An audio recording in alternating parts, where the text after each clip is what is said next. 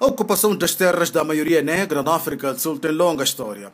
Algumas literaturas consideram que a ocupação começou com a chegada do navegador holandês Jan van Riebeeck à Península do Cabo em abril de 1652 para estabelecer o posto de abastecimento de navios holandeses a caminho da Ásia Oriental. Aproveitando-se da ingenuidade e de boa vontade dos nativos, o navegador tornou-se então administrador colonial e foi recebendo outros holandeses na zona do Cabo e mais tarde apropriaram-se das terras dos nativos, usando da força contra os grupos étnicos locais. Em 1820, chegou o primeiro grupo de cidadãos britânicos na sequência das guerras napoleônicas e elevado desemprego na Inglaterra. Os dois grupos de imigrantes europeus aproveitaram-se das terras dos nativos. É um problema histórico. Porque quando o governo sul-africano decidiu em 1913 que 87% da terra da África do Sul deve pertencer aos brancos e só 13% deve pertencer aos negros, isso em si, isso começou aquilo que chama disposition.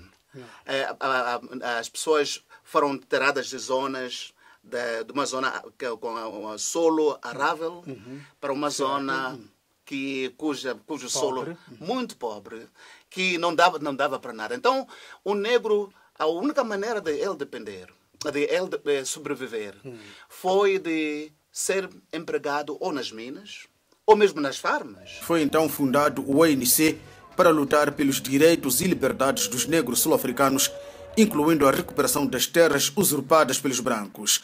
Os negros ocupam apenas cerca de 4% da terra no país.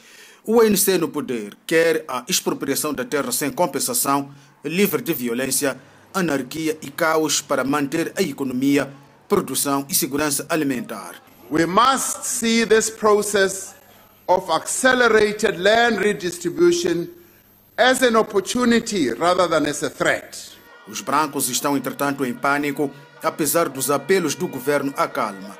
Analistas interpelados em Joanesburgo são unânimes em afirmar que os brancos devem conformar-se com a decisão da recuperação das terras usurpadas. Consideram que a África do Sul é um Estado de direito que não vai permitir a violência e anarquia. O próprio presidente, o atual presidente do partido e da nação em si, já disse, portanto, para não entrarmos em pânico e não haver, portanto, e não começarmos, portanto, a soar, portanto, os tambores para a guerra. Estou convencido que o Cyril Ramaphosa é inteligente para saber como fazer a expropriação sem compensação. Eu acho que isso é que vai acontecer, não vai causar nenhuma explosão, não vai, a minoria vai ter que aceitar a democracia e vai ter que aceitar a lei conforme foi dada pelo Parlamento.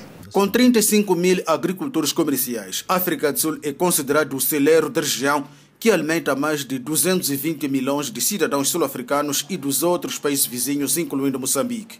E isso ajuda a economia sul-africana. Para Eduardo Ronwana e Luís Peixoto, do Grupo Século de Joanesburgo, a turbulência que pode acontecer por causa da expropriação da terra sem compensação na África do Sul poderá beneficiar Moçambique. Se o assunto estiver quente, é lógico, nós vimos o exemplo do Zimbábue, que muitos agricultores brancos fugiram para aqui. Vimos alguns até que foram se instalar em Moçambique. Aí, portanto, estou a ver, portanto, os países vizinhos vão beneficiar com este processo. O Africanos vai ser, devido a visas e etc., vai ser um bocado difícil estabelecerem-se noutro país, especialmente com a idade que eles já devem, para cima dos 50, não é fácil estabelecerem-se com a sua família noutro país. Portanto, vão ter certas dificuldades e muitos deles vão se ter que adaptar e ficar. Aqueles donos das farmas daquela zona do Nelson Preto, do Limpopo, do KwaZulu-Natal, que querem trabalhadores sul-africanos, mas que não existem, ele vai levar o moçambicano que quer trabalhar.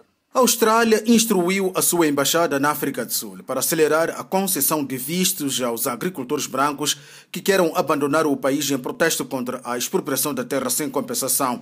O governo sul-africano deplora a atitude da Austrália, insistindo que o processo vai decorrer sem violência nem caos como aconteceu no vizinho Zimbábue. Uma comissão parlamentar trabalha no assunto visando a revisão pontual do artigo 25 da Constituição sul-africana para acomodar a expropriação da terra sem compensação.